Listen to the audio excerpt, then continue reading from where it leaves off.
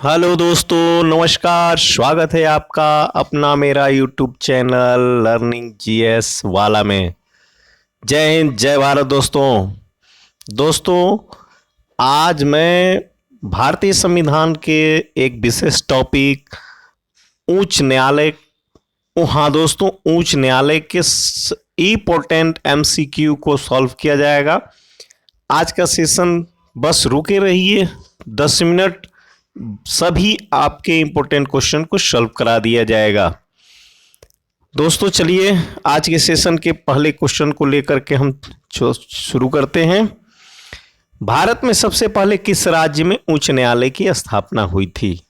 तो भारत में सबसे पहले बंगाल राज्य में उच्च न्यायालय की स्थापना हुई थी। ऑप्शन संख्या 2 सही हो जाएगा। बंगाल राज्य में। हाँ दोस्तों, बात अंग्रेजों की जमाने की है, सन 1862 की। सन 1862 में एक क्रम करके सबसे पहले बंगाल में, फिर मुंबई में, फिर मद्रास में, एक ही वर्ष में क्रम से बंगाल, महाराष्ट्र और मद्रास में उच्च न्यायालय की स्थापना किया गया था। उसमें भी सबसे पहले जो उच्च न्यायालय बना था 1862 में, वह बंगाल राज्य में बना था। ओके दोस्तों, चलिए अब अगले क्वेश्चन पे चलते हैं। बंगाल के किस शहर में सर्वप्रथम उच्च न्यायालय की स्थापना हुई थी?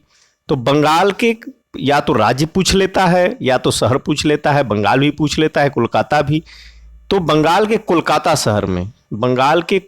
शहर में सबसे पहले, ओके दोस्तों, तो आपका कोलकाता हो जाएगा। ऑप्शन संख्या 2 हो जाएगा। ओके दोस्तों, चलिए अब आगे चलते हैं। कोलकाता में उच्च न्यायालय की स्थापना किस वर्ष हुई थी? तो कोलकाता में उच्च न्यायालय की स्थापना, जैसा हमने आपको बताया कि सर्वप्रथम बंगाल राज्य के कोलकाता में उच्च न्यायालय की स्थापना हुई थी। तो यह हुई थी 1 जुलाई 1862। 1 जुलाई 1862, ऑप्शन संख्या 3 सही हो जाएगा। तो सर्वप्रथम उच्च न्यायालय की स्थापना, इंपॉर्टेंट वीवीआई क्वेश्चन है, बंगाल राज्य के कोलकाता में 1 जुलाई 1862 में। उसके बाद में बंबई में हुआ था, फिर उसके बाद मद्रास में हुआ था। 3 उच्च न्यायालय की स्थापना 1862 में हुई थी, लेकिन सर्वप्रथम 1 जुलाई 1862 को कल कोलकाता में हुआ था। चलिए अगले क्वेश्चन पे चलते हैं। संविधान के किस अनुच्छेद में कहा गया है कि प्रत्येक राज्य के लिए एक उच्च न्यायालय होगा? तो संविधान के अनुच्छेद 214 में कहा गया है कि भारत के लिए एक उच्च न्यायालय होगा। ओके दोस्तों, अनुच्छेद 214 भी काफी इंपॉर्टेंट।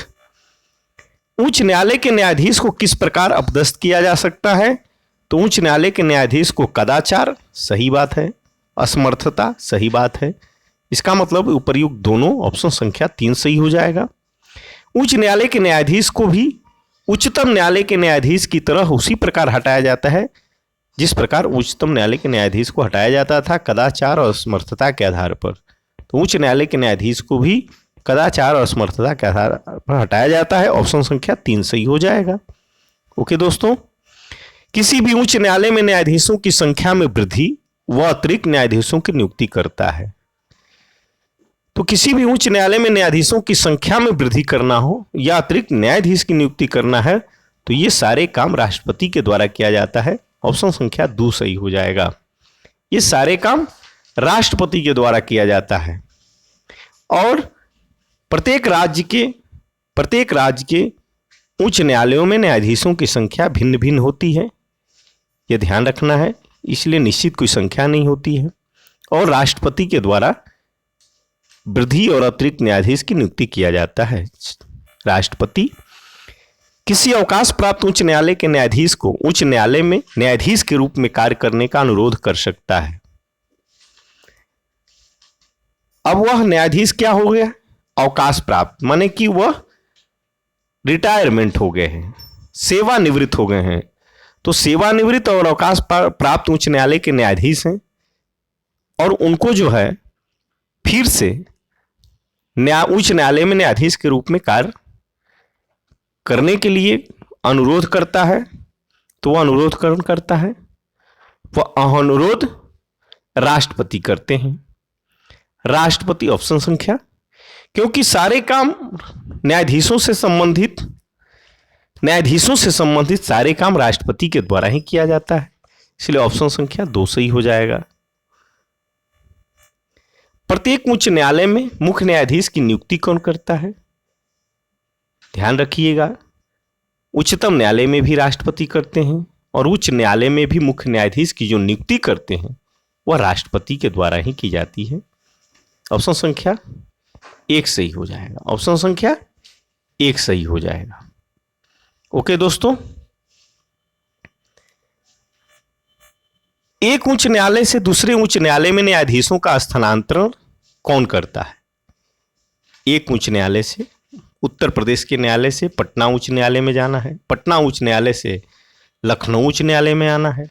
तो एक उच्च न्यायालय से दूसरे उच्च न्यायालय में न्यायाधीशों का स्थानांतरण कौन करता है, तो करते तो ये सारे काम न्यायाधीशों से संबंधित राष्ट्रपति करते हैं, लेकिन यहां स्थानांतरण की बात है तो भारत के मुख्य न्यायाधीश से परामर्श कर राष्ट्रपति करते हैं।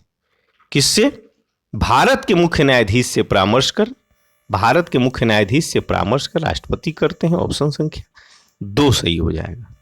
चलिए, उच्च न्यायालय के न्यायाधीशों के लिए योग्यता क्या है, तो पहला नंबर कि वह भारत का नागरिक हो, पहला नंबर कि वह भारत का नागरिक हो, कम से कम उच्च न्यायालय में, उच्च न्यायालय पढ़ा रहे हैं तो उच्च न्यायालय में ही कम से कम 10 वर्ष तक न्यायिक पद धारण कर चुका हो, 10 वर्ष तक न्यायिक पद धारण कर चुका हो, या एक से अधिक उच्च न्यायालयों में लगातार 10 वर्षों तक अधिवक्ता रहा हो।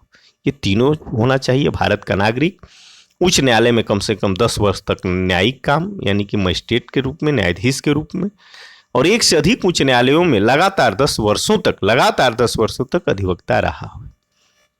ओके दोस्तों, उच्च न्यायालय के न्यायाधीश को शपथ कौन दिलाता है, तो देखिए ध्यान देना, ये वाला यही क्वेश्चन फंसाता है यही कि सारे काम तो न्यायाधीशों से राष्ट्रपति करते हैं, लेकिन न्यायाधीश को, उच्च न्यायालय के न्यायाधीश को शपथ कौन दिलाता है, तो राज्यपाल देते हैं। ऑप्शन संख्या 3 सही हो जाएगा, राज्यपाल, शपथ का काम राज्यपाल करते हैं।